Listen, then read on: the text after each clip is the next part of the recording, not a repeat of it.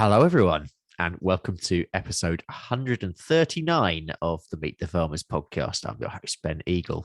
Before Christmas, we had a little run of episodes meeting a couple of the Farmers Weekly Awards winners from last year.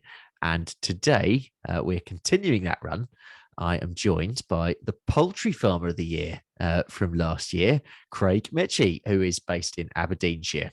Got into turkey production about 8 years ago or so, and never looked back. His company, Barrow Bronzes, has achieved a 500% lift in sales over the last 5 years or so. He rears around 3,500 poults, with around 90% of birds now sold direct to customers. And as we'll see today, he also has several plans for the future of the business. Craig, thank you so much for coming on the podcast. I'm assuming that life is a little bit quieter now than it was back in December. Yeah, it's a lot less hectic. I mean, December, November, it's such a frantic time because you're trying to process such a large volume of birds in a short period of time. I guess you're often working with temporary staff. So it's a really stressful time. But saying that, January is quite a busy month as well because you're tying up all the loose ends. Yeah. You're invoicing people, you're clearing stuff up, and you want to be reviewing things when they're fresh in your mind, you know? Yeah. So you're always looking for, really what angle you're going to go into the next season at.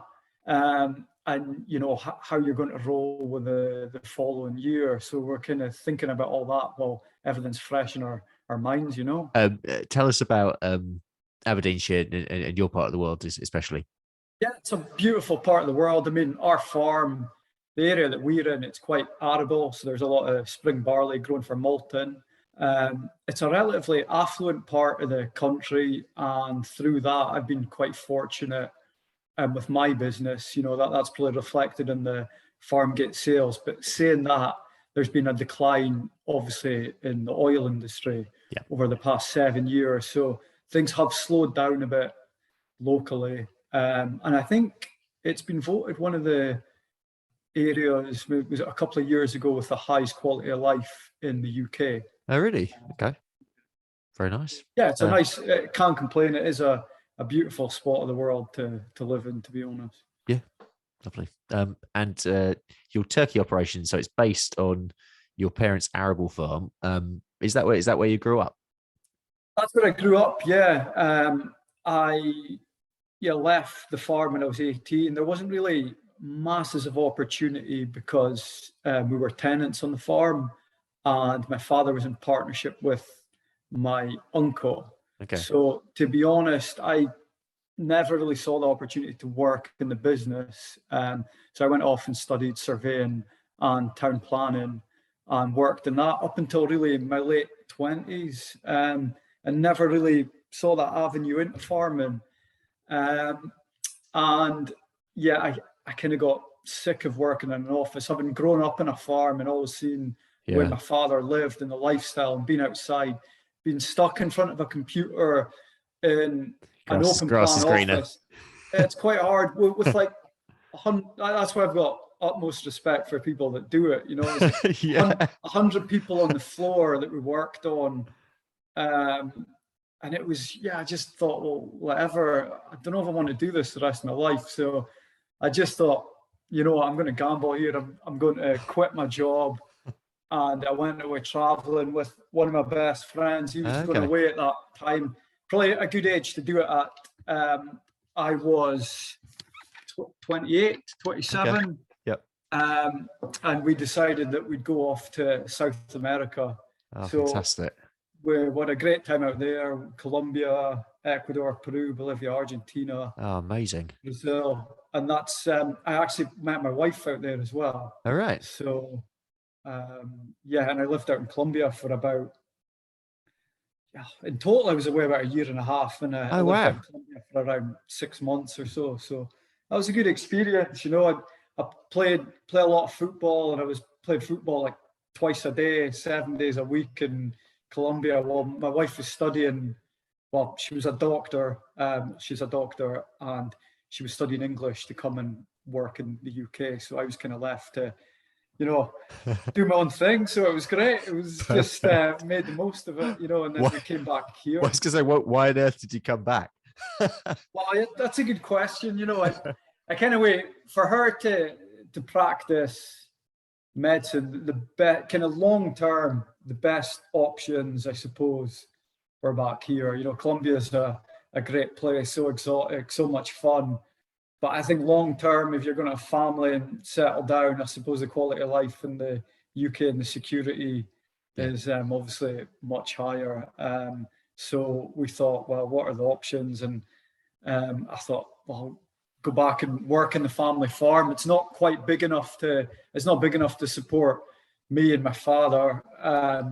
There's not enough work there. So I had to create my own operation, enterprise, business, whatever you want to call it. And that's where Barra Bronzes came about.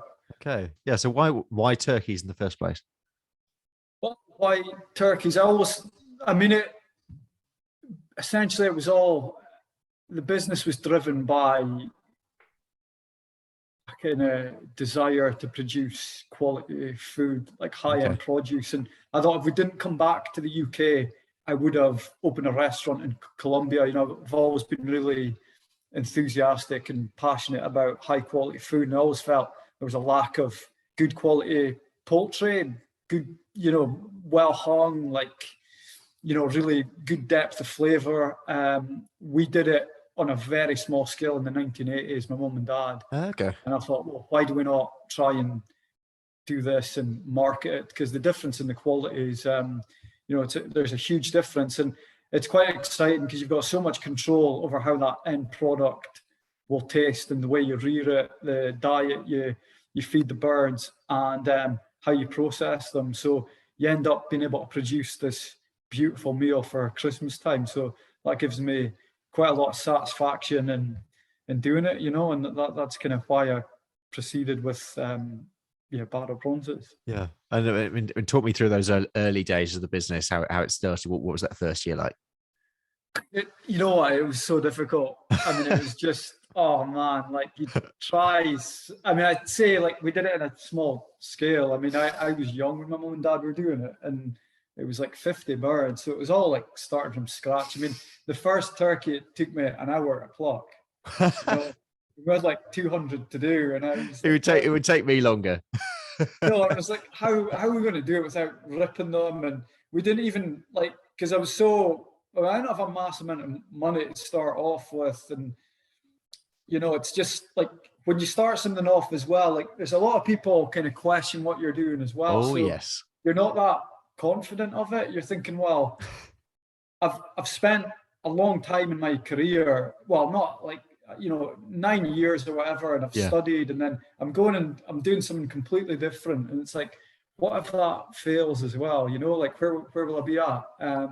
And it felt like a lot of pressure, and I didn't want to spend a lot of money in it as well. So you just, with any small business, you try and do everything yourself. Answer the phone, feed them, everything manual, small, 25 kilo bags of feed into feeders. We even had manual drinkers, and just everything. It was it was so small scale, everything by hand. And it was it felt so difficult. The first year was the birds were really hard to pluck in the first year. It was hard work, but we ended up we got a good bit of coverage. We ended up front page of the, not front page, but we got featured in the local papers.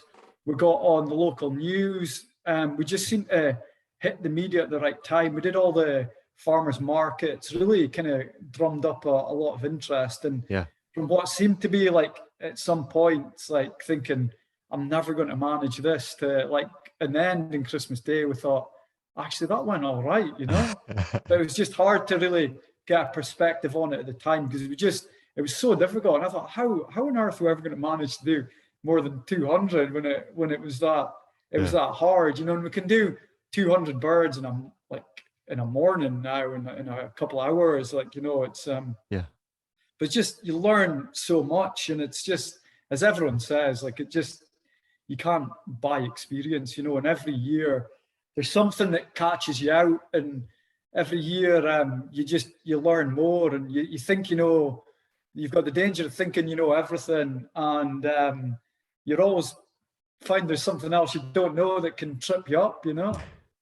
So fast forwarding to today and how you run the business today, I'm pretty sure, and I'm sure this is the moment when a listener sort of picks you up on this, but I'm pretty sure the last time that we spoke about turkeys was way back. I think it was something like episode 8 with Paul Kelly, long time ago. But yeah, so talk us through the rearing process for your turkeys. Yeah, so the birds will arrive a few hours old, like the end of May, start of June, and then it's quite an intensive period. That 4 or 5 weeks is quite hard. They're under heat. If a turkey can find a way of killing itself, it will. They're like lemmings. Anything, the lid of a feeder that's off or anything like that, they'll all follow each other in, and you can have a real disaster. So it is real attention to detail, listening to how, just looking at the birds and interpreting how they are, the noises they're making, the distribution within the ring. And it's quite a rewarding time as well. I do quite enjoy that period of the year. And then it's a beautiful time of year when they actually go outside for the first time. Yeah. They've been inside the sheds, and you just open the doors after like 4 or 5 weeks, and they make this sound that they've never made before when they see the green grass, and they pick away at it, and you can just see they're ecstatic with it. And it's like a really enjoyable part of it. And then they're outside in the fields and the shelters from there until the end of November, start of December, and then you're really on the kind of marketing campaign all throughout that. Really, we go to summer festivals. I mean, not so much the past couple of years, but we'll sell turkey burgers at that, pulled turkey, just go in and try and have an interface with the public, any opportunities to do that at local food fairs. And that's kind of helped us on our way when we weren't well known, and we've created a lot of connections of that. And things snowball through that. You'll get a contact, and the BBC will come out and want to film what you're doing before one of these events. And we've had some pretty good coverage. So that's kind of how the year goes. And then obviously you're trying to take sales and do all that. And then, it's a hard time processing it and selling them and distributing them in November, December. It's kind of, people wonder, they always wonder what a turkey farmer does all year round. But it's, I love what I do. So a lot of it, you're doing stuff all year with it, depending on what time of the year you're at. If you want to really progress and improve and try and, do the best job you can, you're always at it doing something with it. But I really enjoy what I do. And I think I probably enjoy it more, the fact that I've worked in something else, I've tried something else. So I think for myself, I appreciate it a lot, like the opportunity I've been given as well to kind of make the most of it, and the mix of the market and being outside, the kind of the processing side of it. It's just, for me, it's got everything, Let's talk about biosecurity a bit. It feels like bird flu has been everywhere this year, including here in Essex. My chickens, which normally manage to live slightly more of a free range life than I would like them to. They've been shut away for most of the winter. How are you managing your biosecurity where you are? Yeah, I mean, it's a huge worry when you hear the stories about it. And I got a text message there from DEFRA. There's constantly new cases all the time. Yeah. What we do in that, we've got grain bins to hold all the feed. We've got automatic feeders. The sheds, before the turkeys go in, they're all power hosed out, disinfected. We're taking out all the muck at the moment. I suppose the ground's sitting there fallow for 6 months a year, which helps with disease and contamination. Yep.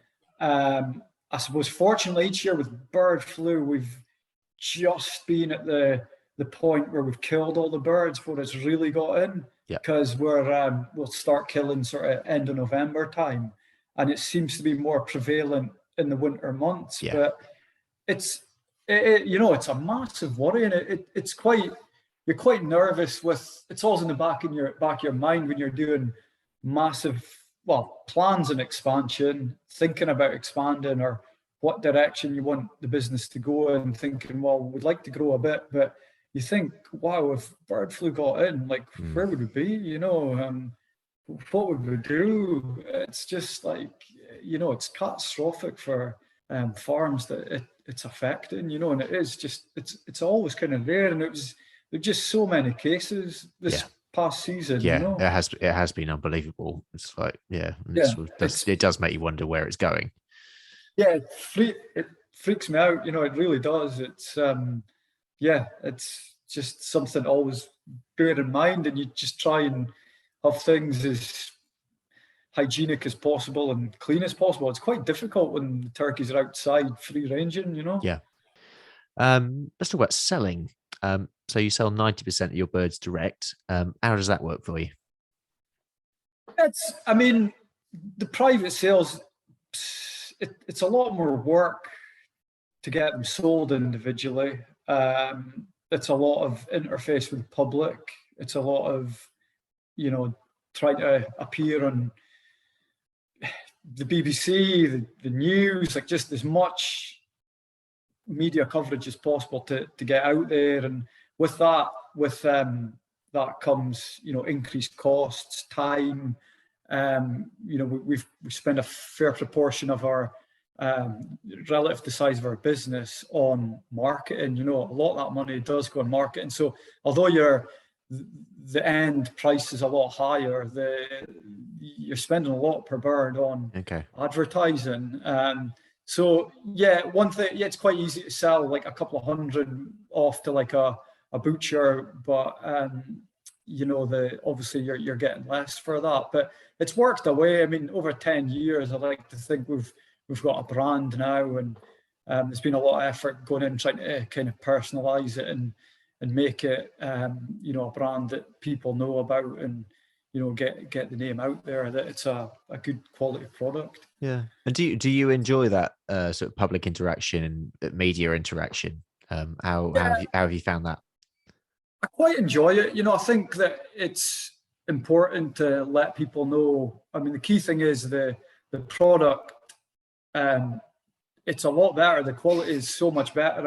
I'd almost say it's just a fact if you try it. These things are subjective, but the quality is so much better. And if you can convince people to buy it, they will buy it. And the work's in convincing people, and that's the kind of the job of it, to get people to know why they should buy it, why it's better, and get them to sample it. And that's whether appearing high up in Google or doing all these interfaces with the public and giving them tasters and just trying to get connections with celebrity chefs and all that kind of thing.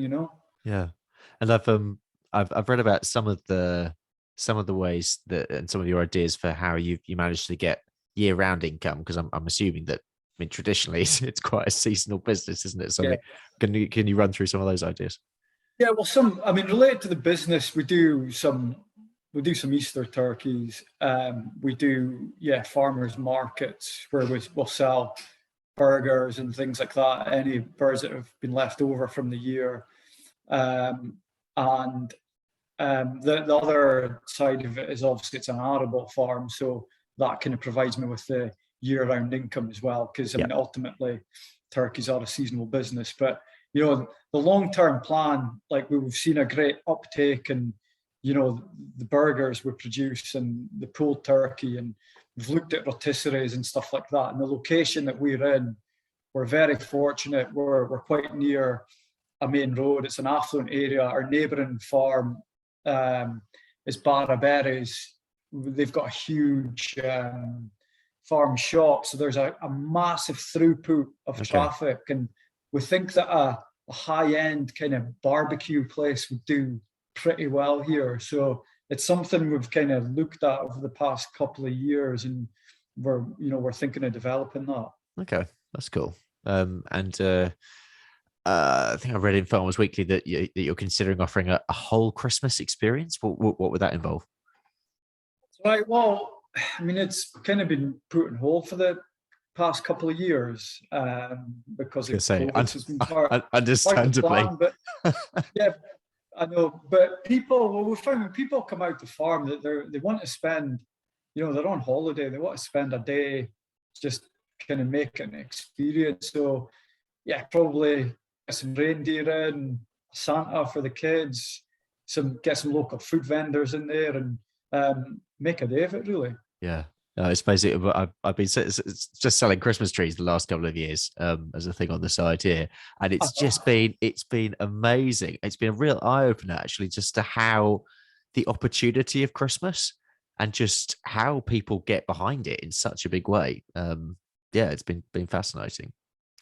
Yeah, no, I think people are always looking for ways to, you know, unique ways to spend their time off. And I think if you can offer something different that no one else is offering, then people will do it. Yeah, yeah. Um, so, what would you say to someone considering getting into turkey rearing, or into the poultry sector generally?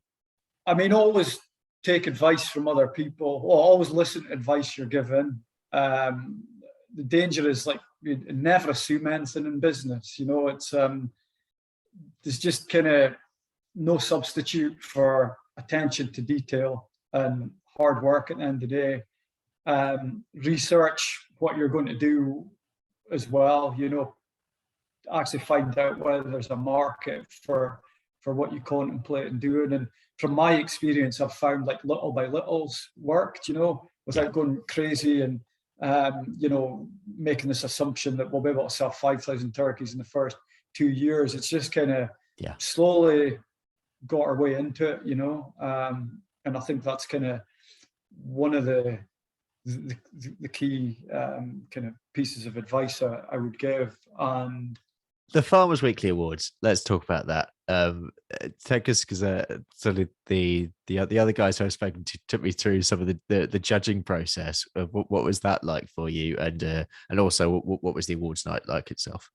Judging process, it was the judges came up to the farm, and I was pretty nervous. I was kind of like, well, my operation's tiny it's small compared to the people I'm up against. So I was thinking, well, what are they going to be judging me on? Like, you obviously know the criteria, but it was trying to think, well, what am I doing that's different to what they're doing, and really champion that. And I suppose it was the direct sales part, but it's quite, the kid got out of the car, and I was like, and it was during COVID, so it was awkward. So we're all sitting inside, and I was like, do we put a mask on? Do we not put a mask on? I was like, do you want to sit outside?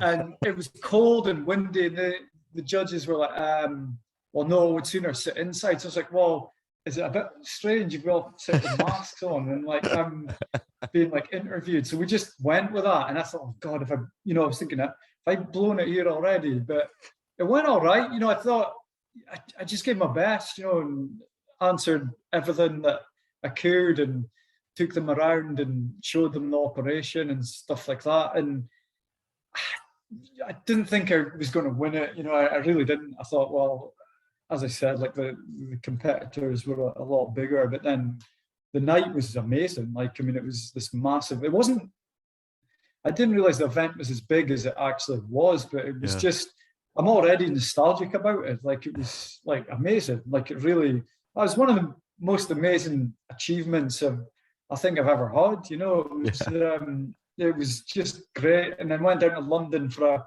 couple of days with my wife. We made a couple of days out of it because it was our 10-year wedding anniversary. Oh, and like 10 years since we'd been back in the UK, so it was a great way of like marking it. And it was nice because when you start off with, you're like, you doubt whether you're going to manage this and like how successful it's going to be. And through like doing quite well at something, you just, there's always margins where it could have gone another way if you've not had luck with you as well, because every business needs luck. You need a bit of luck behind you. That's a fair point. I have carried a bit of that as well. And it was just, it was good. It was kind of a good mark. Like, well, I've been back 10 years, and it was just nice to win it, you know, and think, well, yeah, did doubt at times what I was doing at the start, you know, but I was like, well, it's a good feeling, you know, and it was kind of, you know, and all the people that have advised me on the way and kind of helped me on the way, and, you know, it was kind of partly through them that I was able to achieve stuff like that, and then get an opportunity to do that on the farm, which so many people don't have, you know. It's kind of, not going to kid myself, you know, that's kind of why I was able to win it as well, you know. So that was that. Yeah. And what about future plans? What are you thinking for the future?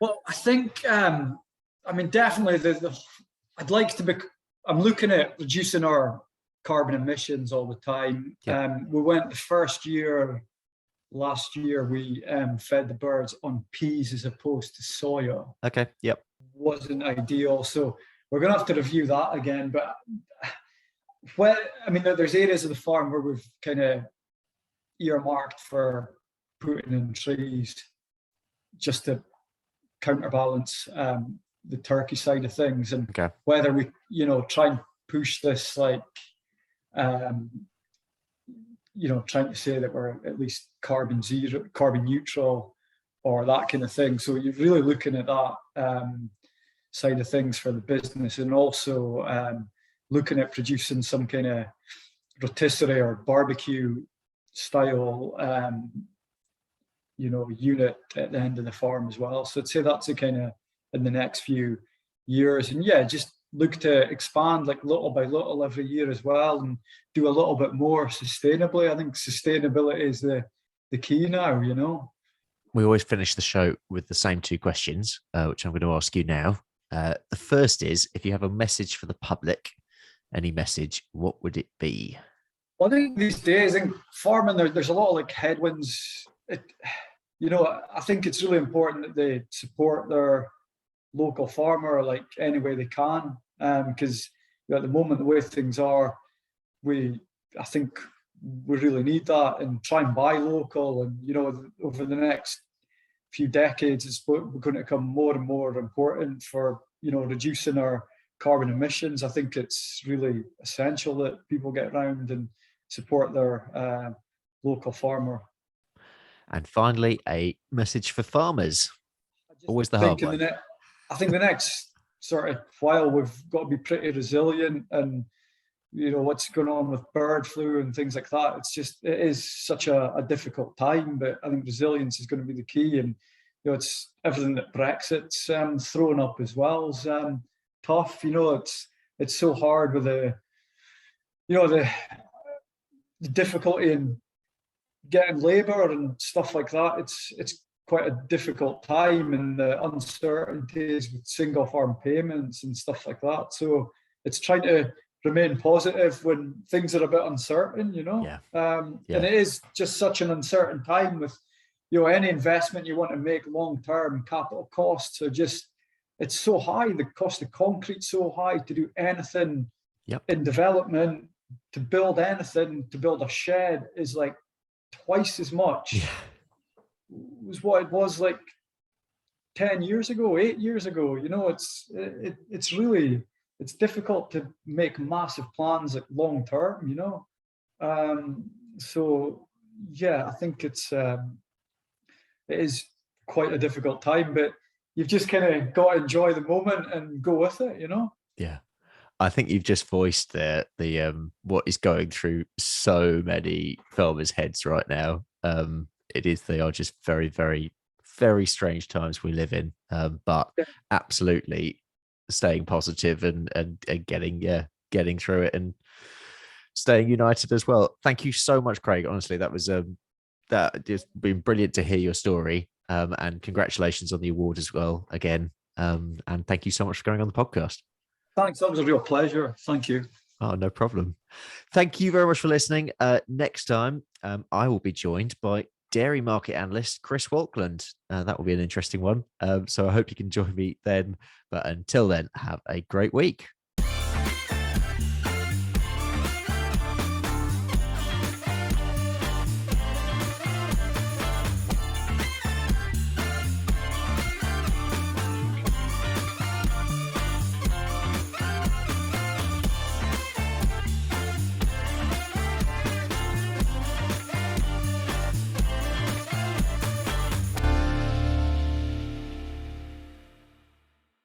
listeners who don't listen to the Kite podcast, I'm sure That's they're all in of a, them. I'm sure they're in a They all do. No, numbers are going up, aren't they? Mine But they won't have had the pleasure of hearing your milk market reports, possibly. They might be wondering, though, what a dairy market analyst does day to day. Can you describe the process of putting together one of those reports? Yeah, well, I get up, early in the morning, about 11. Like all journalists do, and then just start plucking figures out the air and sticking them in a spreadsheet. That's what I thought, to be honest. Yeah. And everybody believes them. Mm. No, seriously, what?